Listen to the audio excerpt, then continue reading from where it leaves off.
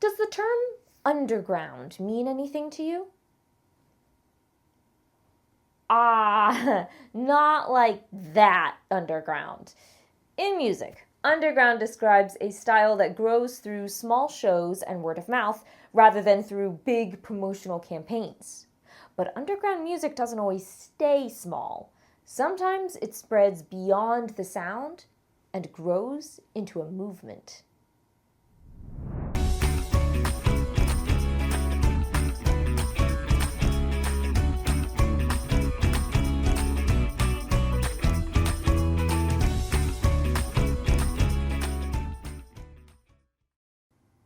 Last time, we explored women who opened new doors in music. Today, we're continuing that idea by looking at how music can amplify the voices of underrepresented communities through punk and hip-hop, two styles that started underground. By the end of this lesson, you'll be able to identify the origins of punk and hip-hop, identify two musical characteristics of punk and hip-hop, and describe how both genres developed as underground musical movements through expression and identity. Grab your guided notes and let's go underground.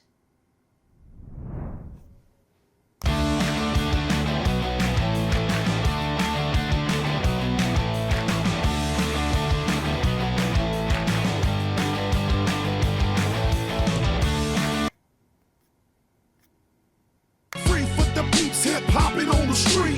Fall for the show and I gotta give you more. Listen up now. Let's take you to another level. Listen.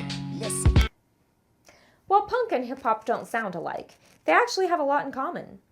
Both began in underground scenes, local music communities that formed outside of the commercial music industry. They weren't created to be polished or widely marketable. Instead, they grew from places where young people used the tools, spaces, and ideas available to them to create music that expressed who they were. So, what did those early beginnings actually look like?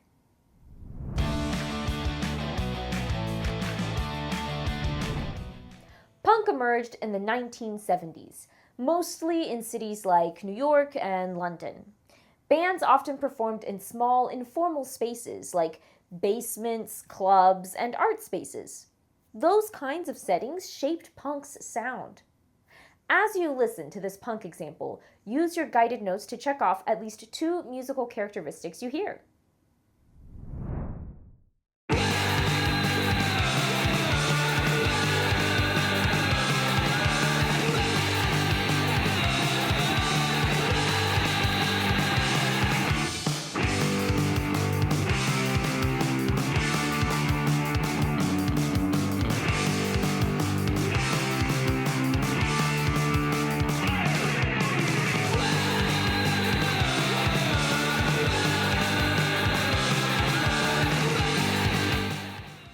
Please pause now if you'd like to hear this example again or would like more time with your notes.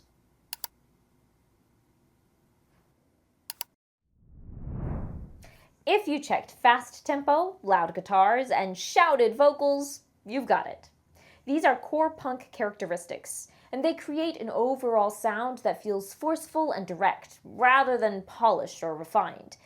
That sound isn't just about how the music is put together, it's about expression. Punk sound focused on projecting intensity and individuality. The music was used to express rebellion and to push back against rules and authority. And that type of expression carried over into other areas of life. Clothing was a big part of punk identity and connection to punk music. Musicians and fans often wore DIY or untraditional clothes, such as ripped pants, studded leather jackets, and handmade designs. Unique hairstyles were part of the scene as well. Think back to the punk music we listened to. As you look at these images, what do you notice about the clothing that matches the energy and attitude from that music? The clothing might seem intense, individual, or rebellious too. At the same time, this type of style was considered a statement against the mainstream and wearing what was expected. Punk identity traveled through non-traditional outlets too. Handmade flyers and independent recordings brought punk to new audiences. Zines, small DIY magazines, shared bands, art, and opinions, helping the scene spread on its own terms. As punk circulated, it became easier to recognize. What began as a local sound grew into an underground movement, shaped by individualistic expression and an untraditional identity. As punk was taking off, a completely different style was being born in another part of New York City.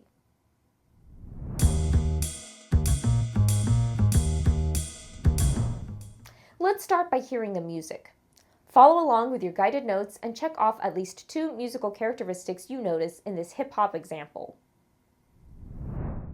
Got a sidewalk toss from Houston to New York, writing words of fans off from LA to Newport, walking home from school to walking on ball courts. It hears and recounts tales told by all sorts. The sidewalk toss from Houston to New York, writing words of fans off from LA to Newport, walking home from school to walking on ball courts. It hears and recounts tales told by all sorts.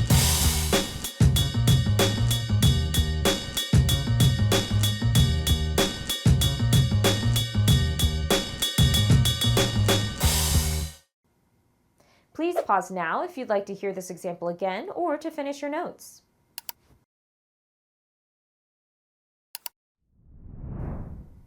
If you noticed a steady, repeating beat and a spoken vocal style, you nailed it. These are core musical features of early hip-hop. Hip-hop developed in the 1970s in New York City, most notably the Bronx. It was shaped by Black communities and the multicultural neighborhoods around them. In early hip-hop scenes, the beat came first. DJs created extended rhythms by looping and layering records, allowing the music to continue without stopping. This was important for block parties. At these outdoor events, music needed to be continuous and rhythm-driven so people could dance and stay engaged for the whole party. Personal expression and identity were as important as the music itself. Early hip-hop was deeply local. At first. At block parties, an MC, or master of ceremonies, was the person on the microphone. Their job was to keep the party going. MCs hyped up the crowd, introduced the music, and spoke rhythmically over the beat. Over time, some MCs became more creative with their words, adding a new layer of expression. They used rhymes and storytelling to show who they were and where they were from. And that style of performing on the mic grew into what we now call rap.